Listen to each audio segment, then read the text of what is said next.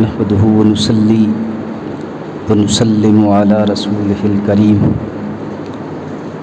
اما بعد فاعوذ بالله من الشيطان الرجيم بسم الله الرحمن الرحيم قد افلح من تزكى وذكر اسم ربه فصلى صدق الله مولانا العظيم وصدق رسوله النبي الكريم الأمين ونحن على ذلك لمن الشاهدين والشاكرين والحمد لله رب العالمين رب اشرح لي صدري ويسر لي أمري واحلل عقدة من لساني يفقهوا قولي رب زدني علما رب زدني علما رب زدني علما شفیع مطاع نبی کریم کسیم جسیم نسیم وسیم بلغ العلا بکمالہ کشف الدجا بجمالہ حسنت جمیع خصالہ صلو علیہ وآلہ ان اللہ وملائکتہ یصلون علی النبی یا ایہا الذین آمنوا صلو علیہ وسلموا تسلیما اللہم صلی علی سیدنا و مولانا محمد وعلی آل سیدنا و مولانا محمد وبارک وسلم وصلی علیہ۔ اللہ کریم کے فضل و کرم سے اور آقا علیہ الصلوۃ والسلام کی نالین پاک کے تصدق سے ہم سب حاضر ہیں اللہ کریم کی بارگاہ میں دست بدعا ہیں کہ اللہ کریم ہماری اس حاضری کو اپنی بارگاہ میں شرف قبولیت عطا فرمائے۔ اللہ کریم نے ارشاد فرمایا قد افلح من تزکا وذکر اسم ربہ فصلی، تحقیق وہ شخص فلاح پا گیا جس نے تزکیہ اختیار کیا، وذکر اسم ربہ اور اپنے رب کریم کے نام کا ذکر کرتا رہا، فصلی پھر وہ نمازیں پڑھتا رہا۔ ان دو آیتوں میں تین چیزوں کا ذکر ہے۔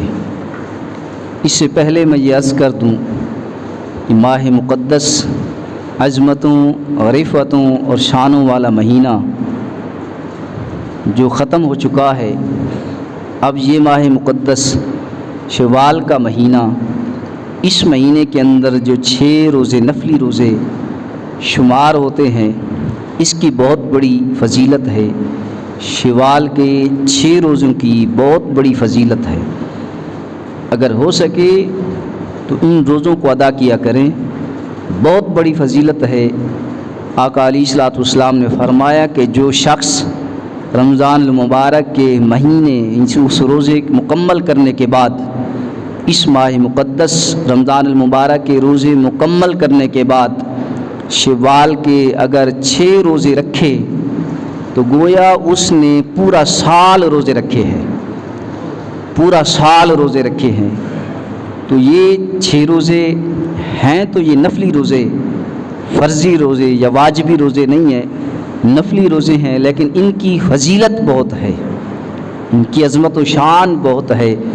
رمضان المبارک کے روزوں کی فضیلت اپنی جگہ پر وہ بھی بہت بڑی عظیم ہے، بہت بڑی فضیلت ہے، لیکن ان روزوں کی فضیلت کہ رمضان المبارک کے روزوں کے ساتھ ساتھ اگر کوئی شخص شوال کے 6 روزے رکھے تو اس نے ایسا کیا ہے جیسے اس نے پورا سال روزے رکھے ہوں۔ تو لہٰذا جس شخص سے ہو سکے تو یہ فائدہ حاصل ضرور کرے۔ پھر اللہ کریم نے ان 2 آیتوں کے اندر جو میں نے تلاوت کیے ہیں 3 چیزوں کا ذکر فرمایا فلاح پانے کے لیے 3 راستے ہیں۔ ان 2 آیتوں کے اندر فلاح پانے کے 3 راستے اللہ کریم نے بیان فرمایا قد افلح من تزکا وذکر اسم ربہ فصلی، پس تحقیق وہ شخص فلاح پا گیا، کامیاب ہو گیا جس نے تزکیہ اختیار کیا، اور اپنے رب کے نام کا وہ ذکر کرتا رہا، پھر اس کے بعد اس نے نماز کی بھی پابندی کی، نمازیں بھی ادا کرتا رہا، وہی شخص کامیاب ہے۔ پہلا اللہ کریم نے راستہ تزکیہ کا فرمایا،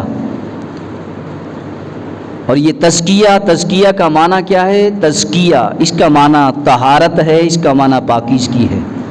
تزکیہ کا معنی پاکیزگی، طہارت، اور یہ طہارت دو قسم ہے۔ طہارت دو قسم ہے، طہارت ظاہری اور طہارت باطنی۔ ظاہری طہارت اور باطنی طہارت۔ ظاہری طہارت بھی ضروری ہے اور باطنی طہارت بھی ضروری ہے۔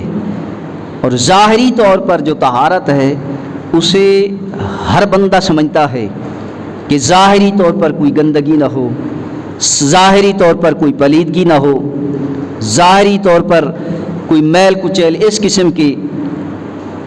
تو ظاہری طور پر ہر بندہ جانتا ہے کہ ظاہری طہارت کیا ہے۔ کپڑے صاف ہوں، وجود صاف ہو، صاف ہونے کے ساتھ ساتھ پاک ہو، یہ ظاہری طہارت ہے۔ اور باطنی طہارت کیا ہے؟ باطنی طہارت یہ ہے کہ تمہارا باطن بغض، منافقت، کینہ، ان برائیوں سے وہ پاک ہو، خالص ہو، مخلص ہو، اللہ کی رضا کے لیے ہو تو مخلص ہو، اگر انسانوں کے لیے ہو تو مخلص ہو، اندر کوئی بغض نہ ہو، کوئی کینہ نہ ہو، کوئی منافقت نہ ہو۔ یہ اندر کی پاکیزگی ہے، یہ اندر کی طہارت ہے۔ فرمایا جیسے انسان اپنے ظاہر کو پاک رکھتا ہے، انسان جیسے اپنے ظاہر کی طہارت رکھتا ہے، اسی طرح وہ اپنے اندر کو بھی پاک رکھے، اپنے اندر کو بھی صاف رکھے، اپنے اندر کی بھی طہارت رکھے۔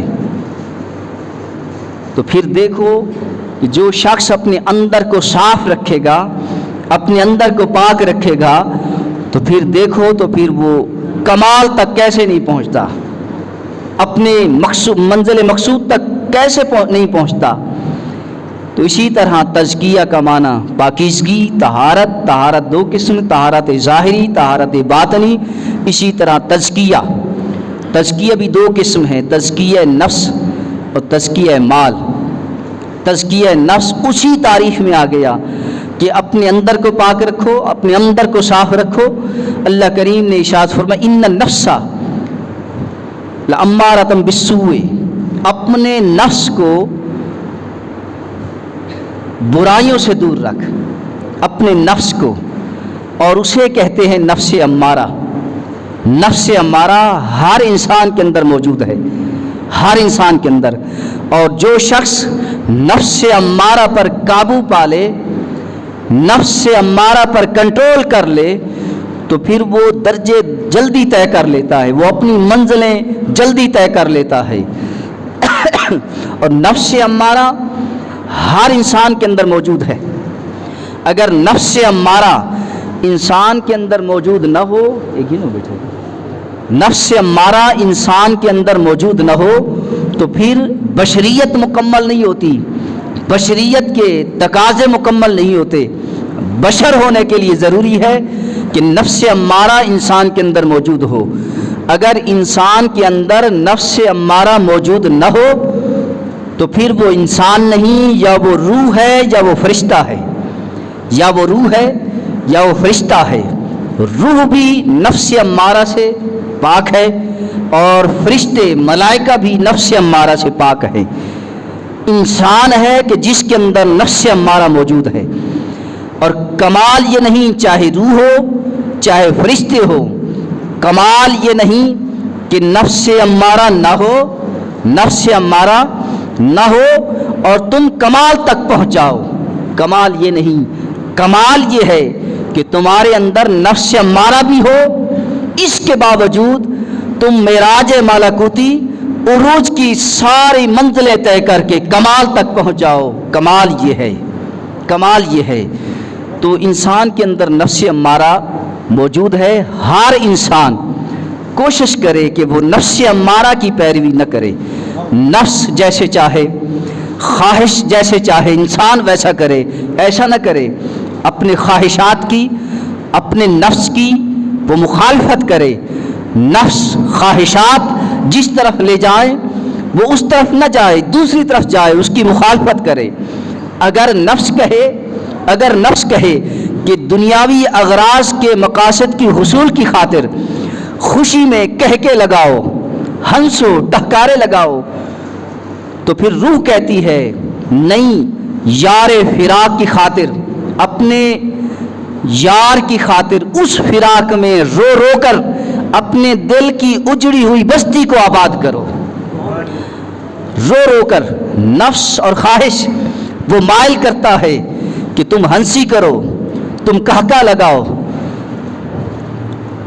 تم فلاں کام کرو، جب فلاں کام کرو تو اس کی مخالفت کرو، جیسے تمہاری روح چاہے اس نفس امارہ کی مخالفت کر کے روح چاہے، جو حقیقت چاہے اس کی طرف اپنے آپ کو مائل کرو، نفس امارہ کی مخالفت کر کے پھر اس کی طرف چلو جو حقیقت ہے۔ اس لیے نفس امارہ تمہیں ہر خواہش پوری کرنے کے لیے اکسائے گا، ابھارے گا، فلاں کام کرو، فلاں کام کرو، فلاں برائی کرو، فلاں کام کر لو، تو اس کی مخالفت کرو، نفس امارہ کی مخالفت کرو۔ اور نفس امارہ کی مخالفت کرنے سے تمہاری روح بھی پاک ہوگی، تمہارا اندر بھی پاک ہوگا، تمہارے اندر بھی پاکیزگی آئے گی، تمہارے اندر بھی طہارت آئے گی نفس امارہ کی مخالفت کرنے سے۔ نفس امارہ اگر کہتا ہے ٹہٹے لگاؤ تو روح کہتی ہے نہیں، یار کی یاد میں رو رو کر وقت گزارو، یار کی محبت میں اپنا سارا وقت بسر کرو۔ یار کی محبت میں رونا بھی بہت بڑی عبادت ہے، یار کی محبت میں رونا بھی ایک بہت بڑا اہم کام ہے، آسان کام نہیں، رونا ہر کسی کے بس کا کام نہیں۔ آقا علیہ الصلوۃ والسلام بھی اپنی امت کے لیے روئے ہیں، حضرت عمر فاروق بھی روتے رہے، حضرت عمر فاروق اتنی انتہا تک تو روتے رہے، رب کی بارگاہ میں عرض کرتے یا اللہ کاش میں ایک تنکا ہوتا جس سے حساب و کتاب نہ ہوتا۔ جب نماز کے لیے کھڑے ہوتے تو اتنا روتے کہ آپ کی یہ داڑھی مبارک تر ہو جاتی، اور نماز کے اندر آپ کی کیفیت یہ ہوتی جیسے ایک سوکھی لکڑی کھڑی ہے۔ اللہ اکبر۔ حضرت صدیق اکبر رضی اللہ تعالیٰ عنہ کو دیکھیے کہ وہ بھی عبادت کے اندر، بندگی کے اندر کیسے روتے۔ حضرت یحییٰ علیہ السلام جب بھی قیامت کے بارے میں سنتے تو وہ اتنا روتے کہ آپ کی یہ داڑھی مبارک تر ہو جاتی اور آپ کے رخسار کا یہ تہ یہ اتر جاتی، ہڈیاں ظاہر ہو جاتی، اور اتنا روتے کہ آپ کی والدہ روئی لے کر آپ کے آنکھوں پر رکھتی، تھوڑے لمحے بعد وہ بھی بھیگ جاتے، پھر وہ اٹھا کر نچوڑ کر پھر رکھ دیتی۔ قیامت کے بارے میں سن کر حضرت یحییٰ علیہ السلام، حضرت آدم علیہ السلام دیکھیے 2000 سال تک، مختلف روایتیں ہیں، کسی روایت کے اندر 300 سال، کسی روایت کے اندر 2000، کسی کے اندر 3000، بہرحال جتنا عرصہ بھی حضرت آدم علیہ السلام روتے رہے، اور اتنا روئے کہ پہاڑ سے آبشاریں بہہ نکلی، فضاؤں میں اڑنے والے پرندے بھی جب اس پانی کو پیتے تو پرندے ایک دوسرے سے کہتے یارو اتنا میٹھا پانی آج تک ہم نے نہیں پیا۔ تو پہلا راستہ تزکیہ ہے، قد افلح من تزکا، تحقیق وہی شخص کامیاب ہو گیا جس نے تزکیہ اختیار کیا، اور اس کی وضاحت کر چکا ہوں۔ تزکیہ 2 قسم، تزکیہ روح بھی ہے، تزکیہ باطن بھی ہے، تزکیہ مال بھی ہے، تزکیہ نفس اسے کہتے ہیں، تزکیہ باطن کو تزکیہ نفس، تزکیہ مال بھی ہے۔ اسی طرح طہارت ظاہری بھی ہے، طہارت باطنی بھی ہے۔ اور اس کے بعد دوسرا راستہ وذکر اسم ربہ، اپنے رب کے نام کا ذکر کرو، اپنے رب کے نام کا ذکر کرو۔ جب اپنے رب کے نام کا ذکر کرو گے تو پھر مقام کیا ملے گا؟ فرمایا وَاصْبِرْ نَفْسَكَ مَعَ الَّذِينَ يَدْعُونَ رَبَّهُمْ بِالْغَدَاةِ وَالْعَشِيِّ، اپنے آپ کو ان لوگوں کی صحبت میں روکے رکھ، ان لوگوں کی صحبت میں روکے رکھ جو صبح و شام اللہ کا ذکر کرتے ہیں، صبح و شام۔ یا اللہ وہ چاہتے کیا ہیں؟ جنت چاہتے ہیں، جگیرداری چاہتے ہیں، مال و دولت چاہتے ہیں، جائیداد چاہتے ہیں، سلطنت چاہتے ہیں، ناموری چاہتے ہیں، شہرت چاہتے ہیں، کیا چاہتے ہیں؟ اللہ کریم نے فرمایا نہیں، نہ وہ شہرت چاہتے ہیں، نہ وہ مشہوری چاہتے ہیں، نہ وہ سلطنت چاہتے ہیں، نہ وہ جنت چاہتے ہیں۔ مولا چاہتے کیا ہیں؟ فرمایا یریدون وجہہ، وہ صرف اور صرف یہ چاہتے ہیں کہ رب کا دیدار ہو جائے، رب کا دیدار ہو جائے۔ تو اللہ کے نام کا ذکر کرو، اللہ کے نام کا ذکر کثرت کے ساتھ کرو۔ حدیث پاک میں ہے کہ جب حشر کا دن ہوگا، سارے لوگ جب حضرت آدم علیہ السلام کے پاس پہنچیں گے، ہماری سفارش کریں، تو اس وقت ہر کسی کو اپنی جان کی پڑی ہوگی، ہر شخص اپنے بارے میں سوچ رہا ہوگا، کسی دوسرے کی فکر نہ ہوگی، صرف اپنی فکر ہوگی۔ تو اس وقت سارے لوگ حضرت آدم علیہ السلام کی بارگاہ میں حاضر ہوں گے، ہماری سفارش کرے رب کی بارگاہ میں۔ تو حضرت آدم علیہ السلام اشارہ کریں گے حضرت نوح علیہ السلام کی طرف، جاؤ اس نبی کے پاس، وہ تمہاری سفارش کریں گے۔ جب سارے لوگ حضرت نوح علیہ السلام کے پاس آئیں گے تو حضرت نوح علیہ السلام حضرت ابراہیم علیہ السلام کی طرف اشارہ کریں گے، جاؤ اس نبی کے پاس، وہ تمہاری سفارش کریں گے۔ جب حضرت ابراہیم علیہ السلام کے پاس آئیں گے تو وہ اشارہ کریں گے حضرت موسیٰ کی طرف۔ جب حضرت موسیٰ کے پاس آئیں گے تو حضرت موسیٰ علیہ السلام اشارہ کریں گے حضرت عیسیٰ کی طرف۔ جب سارے لوگ حضرت عیسیٰ کی طرف آئیں گے تو حضرت عیسیٰ علیہ السلام اشارہ کریں گے امام الانبیاء آقا علیہ السلام کی طرف۔ اگر تم اپنی خیر خواہی چاہتے ہو، اپنی بخشش و مغفرت چاہتے ہو، اگر رب کی بارگاہ میں اپنی سفارش چاہتے ہو تو پھر جاؤ اس نبی کے پاس، وہی تمہاری سفارش کر سکیں گے۔ تو پھر سارے لوگ جب آقا علیہ السلام کی خدمت میں آئیں گے تو آقا علیہ السلام اپنی امت کی بھی سفارش کریں گے، اپنی امت کی بھی سفارش کریں گے۔ اس وقت میرے آقا علیہ السلام رب کی بارگاہ میں سجدہ ریز ہوں گے، اپنی جبین نیاز کو رب کی بارگاہ میں جھکائیں گے، پھر خدا کے بتائے ہوئے کلمات رب کی بارگاہ میں کہیں گے سجدے کی حالت میں، جو اللہ کی طرف سے القاء ہوئے ہوں گے کلمات، وہی کلمات آقا علیہ السلام رب کی بارگاہ میں عرض کریں گے۔ تو پھر اللہ کریم کی طرف سے آواز آئے گی، صدا آئے گی، اے میرے نبی سجدے سے اپنے سر کو اٹھا لو، سجدے سے اپنے سر کو اٹھا لو اور جاؤ جہنم کے اندر۔ اگر کسی کا ایمان جو کے دانے کے برابر ہے، جو کے دانے کے برابر، اسے بھی جہنم سے نکال کر جنت میں داخل کر دو۔ میرے آقا علیہ السلام جائیں گے جہنم سے، ان لوگوں کو نکال کر جنت میں داخل کریں گے، پھر آ کر رب کی بارگاہ میں پھر سجدہ ریز ہو جائیں گے، پھر وہی کلمات کہیں گے اور آخر میں وہی زبان پر کلمات ہوں گے، رب امتی رب امتی رب امتی۔ تو اللہ کریم فرمائیں گے اے میرے محبوب سجدے سے سر کو اٹھاؤ، اگر کسی کا ایمان رائی کے ذرے کے برابر ہے تو پھر اس کو بھی جہنم سے نکال کر جنت میں داخل کر دو۔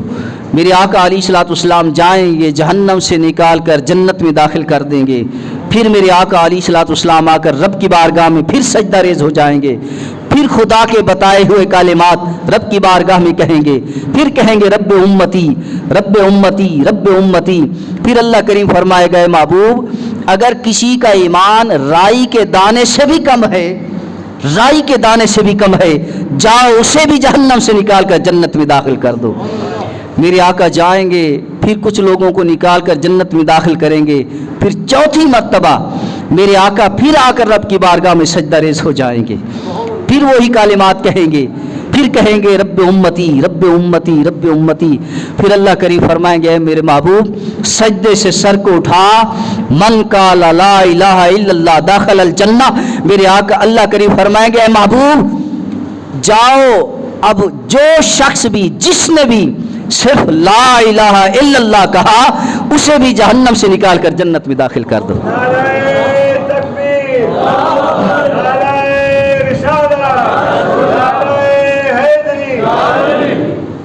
تو اللہ کے نام کا ذکر کرو. کتنا بڑا سستا سودا ہے، کتنی بڑی آسانی ہے. من قال لا الہ الا اللہ داخل الجنہ، کہ جس نے صرف لا الہ الا اللہ کہا اسے بھی جہنم سے نکال کر جنت میں داخل کر دو. اللہ اکبر. تو یہ 3 راستے، فلاح کے 3 راستے. مجھے ایک حدیث پاک یاد آ رہی ہے کہ جب حشر کا دن ہوگا تو 2 ایسے شخص ہوں گے، 2 ایسے شخص کہ جن کو اللہ کریم فرمائے گا انہیں جہنم میں داخل کر دو. 2 شخص ایسے ہوں گے. آقا علیہ الصلوۃ والسلام نے فرمایا کہ 2 شخص ایسے ہوں گے کہ اللہ کریم فرمائے گا انہیں جہنم میں داخل کر دو. جب حکم ہوگا وہ ان دونوں میں سے ایک شخص تیزی کے ساتھ جہنم کی طرف دوڑے گا اور ایک شخص آہستہ آہستہ چلے گا، پھر پیچھے مڑ مڑ کر دیکھے گا. ایک شخص تیزی کے ساتھ، حکم دونوں کو ہوگا اور دونوں میں سے ایک تیزی کے ساتھ دوڑے گا، چلے گا جہنم کی طرف، اور ایک آہستہ آہستہ چلے گا، پھر رکے گا، پھر پیچھے مڑ کر دیکھے گا، پھر آگے چلے گا. اللہ کریم فرمائے گا کہ حکم دونوں کو ہوا ہے لیکن دونوں کا انداز مختلف ہے. ایک تیزی کے ساتھ چلا گیا اور ایک آہستہ آہستہ چلتا ہے، رک کر پیچھے مڑ مڑ کر کے دیکھتا ہے. دونوں کو میرے پاس بلاؤ، دونوں کو بلاؤ. جب دونوں کو بلایا جائے گا تو پھر اللہ کریم اس شخص سے پوچھے گا کہ جب تجھے حکم ہوا کہ جہنم میں داخل ہو جاؤ، تم تیزی کے ساتھ کیوں دوڑتے گئے، جہنم کی طرف تیزی کے ساتھ کیوں چلتے گئے؟ وہ شخص عرض کرے گا یا اللہ ساری زندگی میں نے تیری نافرمانی کی ہے، ساری زندگی میں نے تیری حکم عدولی کی ہے. آج تیرا حکم ہوا کہ اسے جہنم میں داخل کر دو تو میں نے خیال کیا، دل کے اندر سوچا کہ ساری زندگی تو میں نے خدا کی نافرمانی کی ہے، آج تو خدا کا حکم مان لوں، آج تو خدا کا حکم مان لوں. پھر اللہ کریم دوسرے سے پوچھے گا کہ تم رک رک کر کیوں چلتے تھے، پھر پیچھے مڑ مڑ کر کیوں دیکھتے تھے؟ وہ شخص عرض کرے گا یا اللہ ساری زندگی میں نے نافرمانی کی ہے، حکم عدولی کی ہے، میں گناہ کرتا رہا، برائیاں کرتا رہا، نیکی کی طرف نہ آیا. آج تیرا حکم ہوا کہ اسے جہنم میں داخل کر دو، میں چلتا بھی تھا، حکم کے مطابق چلتا بھی تھا اور پیچھے مڑ مڑ کر اس لیے دیکھتا تھا کہ یا اللہ تو نے فرمایا تھا لا تقنطوا من رحمت اللہ، میری رحمت سے نا امید نہ ہونا. چلتے ہوئے رک کر پیچھے مڑ کر اسی لیے دیکھتا تھا کہ میں تیری رحمت سے لا امید نہیں تھا، تیری رحمت سے لا امید نہیں تھا. اللہ کریم نے فرمایا، میرے آقا فرماتے ہیں کہ اللہ کریم فرمائے گا کہ مجھے ان دونوں کی ادا پسند آئی ہے، ان سے کہہ دو کہ جہنم کے بجائے جنت میں چلے جائیں، جنت میں چلے جائیں. یہ 3 راستے فلاح کے راستے. قد افلح من تزکا وذکر اسم ربہ فصلی، تحقیق وہی شخص کامیاب ہو گیا کہ جس نے تزکیہ اختیار کیا اور اپنے رب کے نام کا ذکر کرتا رہا، فصلی پھر نمازیں ادا کرتا رہا. جس نے یہ 3 کام کیے، تینوں کام فلاح کے راستے ہیں، تینوں کام کامیابی کے راستے ہیں. تزکیہ بھی کامیابی کا راستہ، اللہ کے ناموں کا ذکر کرنا بھی کامیابی کا راستہ، فلاح کا راستہ، اور نماز پڑھنا بھی فلاح کا راستہ. میں یہ عرض کر دوں نماز فرض ہے، مسلمانوں پر فرض، اہم فریضہ، اہم فریضہ. زکوٰۃ بھی فرض، روزہ بھی فرض اور حج بھی فرض، اور ان سارے چیزوں سے پہلے دائرہ اسلام میں داخل ہونے کے لیے کلمہ طیبہ پڑھنا بھی فرض. 5 فرض، 5 فرض. اور ان فرائض میں سے چاہے وہ روزہ ہو، چاہے زکوٰۃ ہو، چاہے حج ہو، ان فرائض میں سے نماز ایسا فریضہ ہے کہ باقی جتنے بھی فرض ہیں، جتنے فرض ہیں، میرے آقا علیہ الصلوۃ والسلام فرض سے دنیا پر تھے، دنیا پر تھے، فرض سے دنیا پر، کہ نماز کی فرضیت، روزے کی فرضیت کا حکم نازل ہوا. میرے آقا فرض سے دنیا پر تھے. زکوٰۃ کی فرضیت کا حکم نازل ہوا، میرے آقا فرض سے دنیا پر تھے. حج کی فرضیت کا حکم ہوا، لیکن نماز ایسا اہم فریضہ ہے کہ میرے آقا علیہ الصلوۃ والسلام فرض سے دنیا پر نہ تھے، بلکہ معراج کی رات جب ساری حدوں کو کراس کر کے ساری دنیا نیچے تھی، ساری کائنات نیچے تھی، ساتوں آسمان نیچے تھے، سدرۃ المنتہا بھی نیچے تھا، ثم دنا فتدلی فکان قاب قوسین او ادنا، کہ جہاں پر ساری کائنات نیچے تھی، سب سے اوپر لامکانہ پر عرش اعظم پر رب کریم نے نماز کا تحفہ عطا فرمایا۔ نماز کا حکم، یہ نماز کا تحفہ اللہ کریم نے میرے آقا کو فرش سے دنیا پر عطا نہیں فرمایا، عرش اعظم پر عطا فرمایا۔ نماز اہم فریضہ ہے، نماز کی پابندی کریں اور اللہ کے ناموں کا ذکر کریں۔ اللہ کے ناموں کا ذکر کیا ہے؟ قرآن سارا یہ خدا کا کلام ہے، خدا کا ذکر ہے۔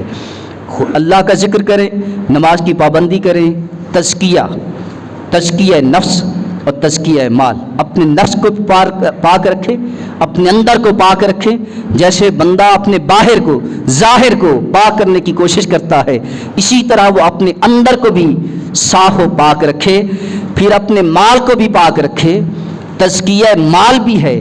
حضرت عمر فاروق رضی اللہ تعالیٰ عنہ نے فرمایا کہ اگر کسی نے 10 گز کپڑا لیا اور اس 10 گز کپڑوں میں سے 9 گز کپڑے حلال کمائی کے ہیں، 1 گز کپڑا حرام کمائی کا ہے، تو وہ کپڑا جب تک اس کے تن پر رہے گا کوئی عبادت اللہ کی بارگاہ میں قبول نہیں ہے۔ لہٰذا مال کا پاک ہونا بھی ضروری ہے۔